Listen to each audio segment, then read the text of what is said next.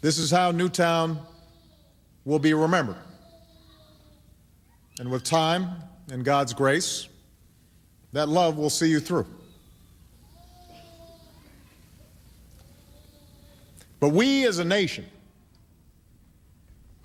we are left with some hard questions. You know, someone once described the joy and anxiety of parenthood as the equivalent of having your heart outside of your body all the time, walking around.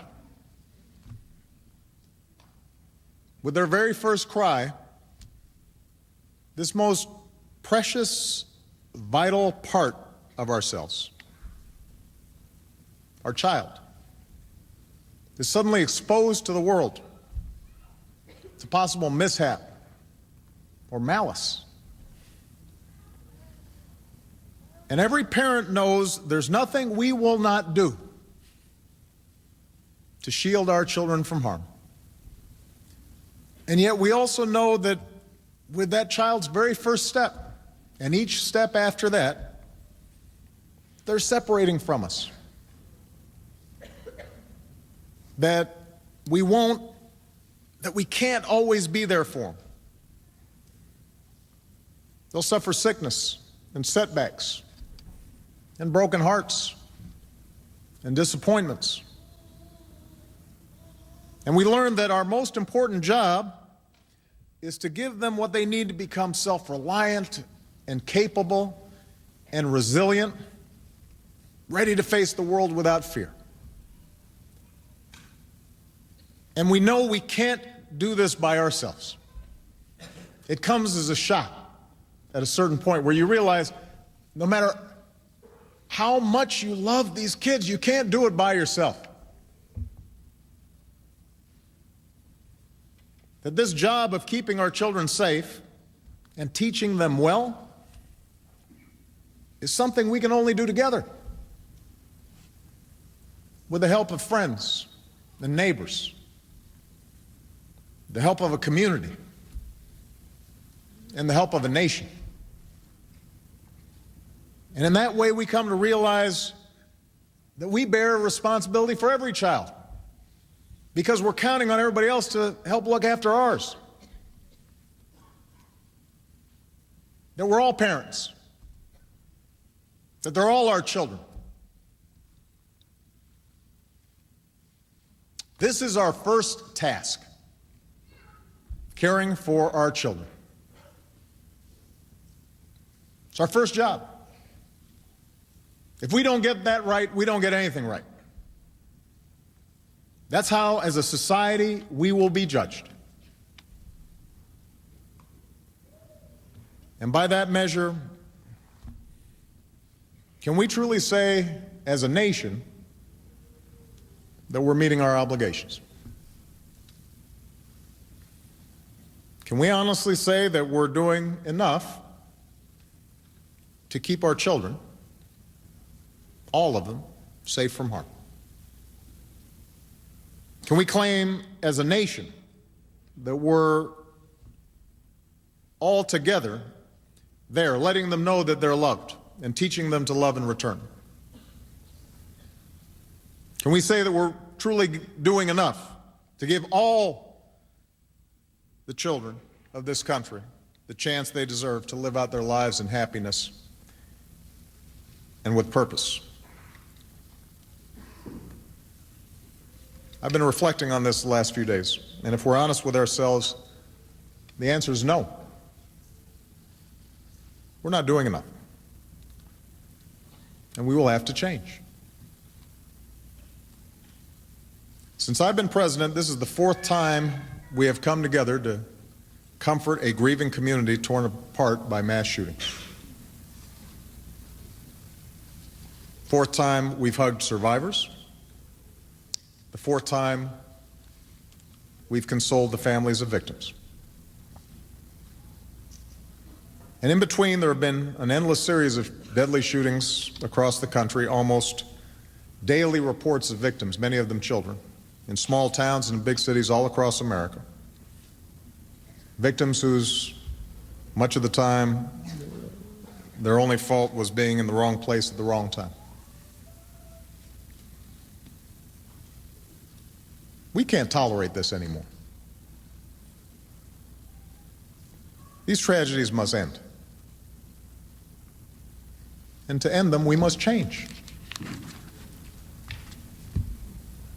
We will be told that the causes of such violence are complex, and that is true. No single law, no set of laws can eliminate evil from the world or prevent every senseless act of violence in our society. But that can't be an excuse for inaction. Surely we can do better than this. If there's even one step we can take to save another child, or another parent, or another town from the grief that's visited Tucson and Aurora and Oak Creek and Newtown and communities from Columbine to Blacksburg before that, then surely we have an obligation to try. In the coming weeks, I'll use whatever power this office holds to engage my fellow citizens, from law enforcement to mental health professionals to parents and educators, in an effort aimed at preventing more tragedies like this. Because what choice do we have? We can't accept events like this as routine. Are we really prepared to say that we're powerless in the face of such carnage? That the politics are too hard? Are we prepared to say that such violence visited on our children year after year after year is somehow the price of our freedom?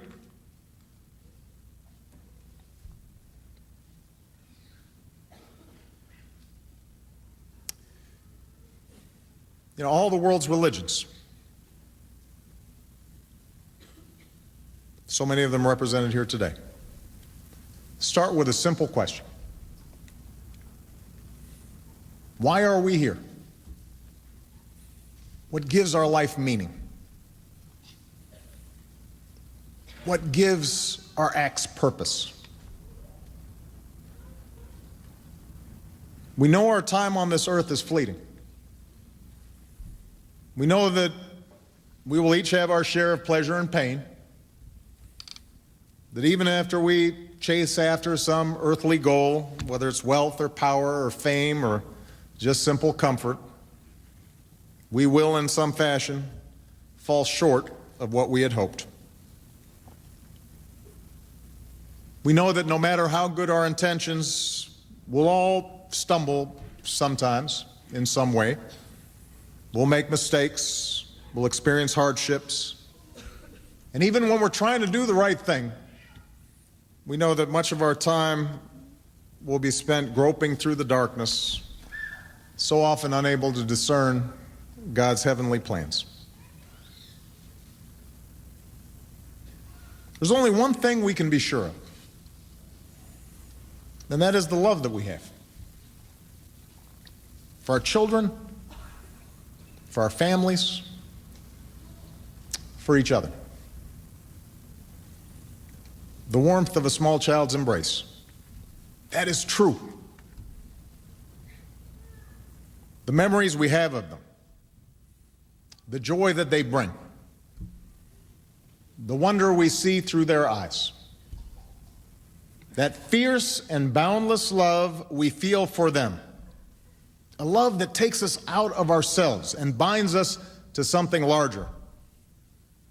We know that's what matters. We know we're always doing right when we're taking care of them, when we're teaching them well, when we're showing acts of kindness. We don't go wrong when we do that. That's what we can be sure of. And that's what you, the people of Newtown, have reminded us. That's how you've inspired us. You remind us what matters.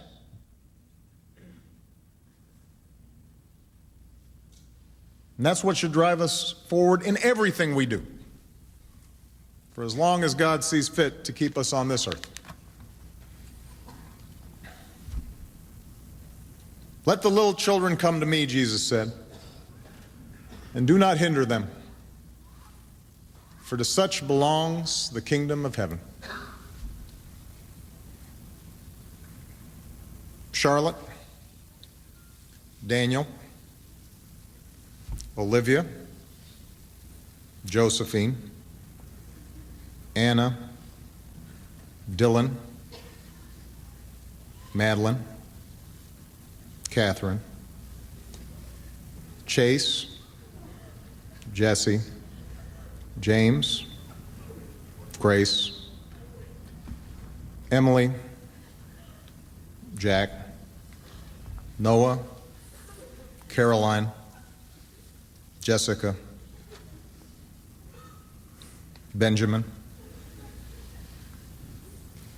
Avliel, Allison. God has called them all home. For those of us who remain, let us find the strength to carry on and make our country worthy of their memory. May God bless and keep those we've lost in His heavenly place. May He grace those we still have with His holy comfort. And may He bless and watch over this community and the United States of America.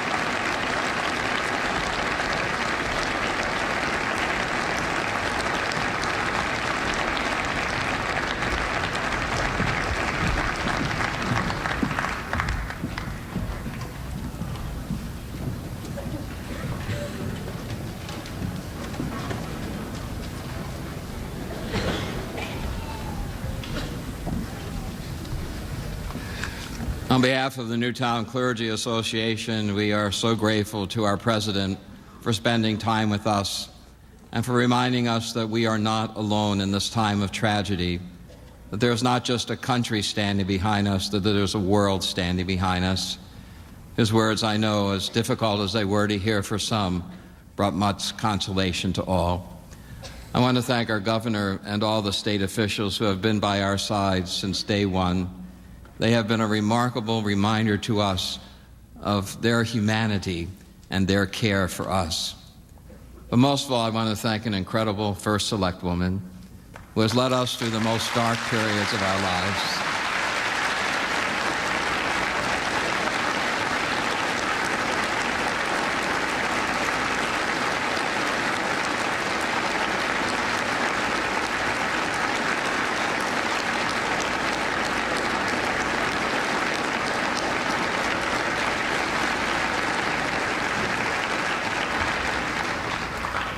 When the storms of the past years ravaged our community without power for days, I thought those were the hardest days of Pat's life.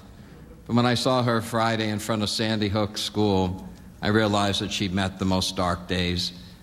Pat, to you, to Dr. Robinson, we thank you for being leaders to us through these difficult times. And now this final part of our prayer is for us, the people of Newtown.